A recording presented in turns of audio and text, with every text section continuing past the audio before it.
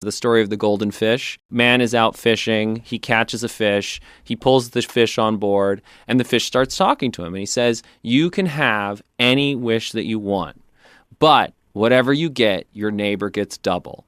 And so the man thinks for a second, and he says, take out my eye. Yeah. Yes, that is Russian thinking through and through. Yeah. And I've had to deprogram myself recently. Like, for example, one of the things, and I don't even know how this got into my head. I'll tell you two stories. Mm-hmm. One of which is I got the idea in my head that if you have two business contacts, you should never introduce them to each other on the off chance that they won't like each other and they'll blame you. So there's no upside, but there's a potential downside. This is in my head. Here's the other one that was in my head. My buddy John Durant, who I think you guys have had on the show. Yeah, he's great. Yeah, he was crashing in my place. I went to the gym, and in my apartment building, there's no buzzer. So there's 3 apartments. Someone has to let you in the building. I come back, and he goes, oh, there was someone in the hall looking for whatever, Jimmy.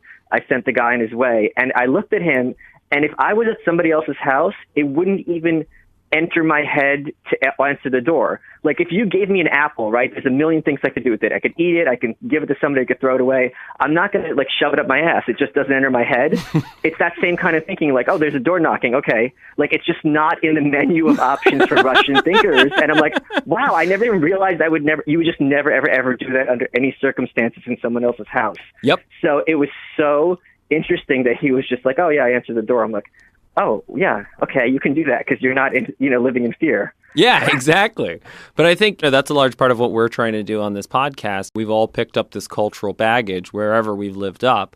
And this is a moment for us to deal with that cultural baggage and realize that actually some of it is antithetical to our goals or antithetical to our environment. I mean, if you were unfortunate enough to be living in Russia, yes, you should be a pessimistic, paranoid asshole because that's how you survive. The other thing is that just because you read The New Yorker does not mean you're informed cosmopolitan. Oh, not at all. Right. And people in New York are extremely provincial.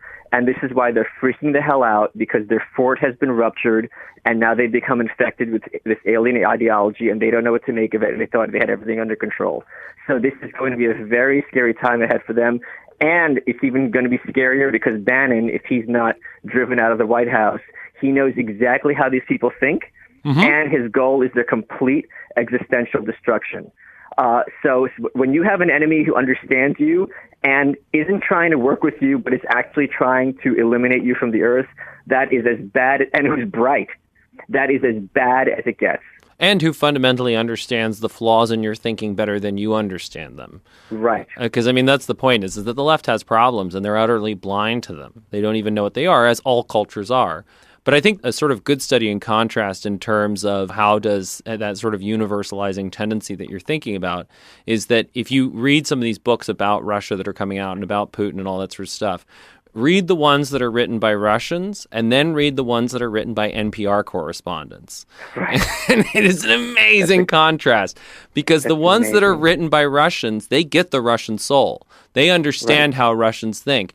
And for the NPR correspondents, it's like, isn't this an exotic and fascinating experience? Oh, how quirky. And it's all sort of this, it is the optimist writing about the pessimist, where it's just sort of like, oh, there are these interesting things, and I live in this weird la-la land of ideas. Right. And I mean, can you imagine, like, going to Russia, and if you told them that one of the issues in American politics today is which bathroom transgender people can use? But I mean, that's how tone deaf most leftists are. And I am extremely in favor of transgender rights. I'm like defending it on Fox and so on and so forth. But I'm also aware, like, for example, here's another one. There was this big movement to give Africa aid, and China was giving them aid in exchange for, like, access to their mines or whatever it was. I'm getting the facts wrong. And they got their heads around that. The Americans were just giving them aid just out of charity. and some of these African countries were like, we're not taking this because they must have a string attached. Right. Like, it didn't even make sense. They're going to want something. Yeah, exactly. And that's the thing, is that what the real opportunity is for people who are willing to recognize that our humanity is universal, but our culture is not. And if you can understand those cultural differences, then you can much more effectively navigate the world than people who exist in this la-la land of thinking that culture doesn't matter.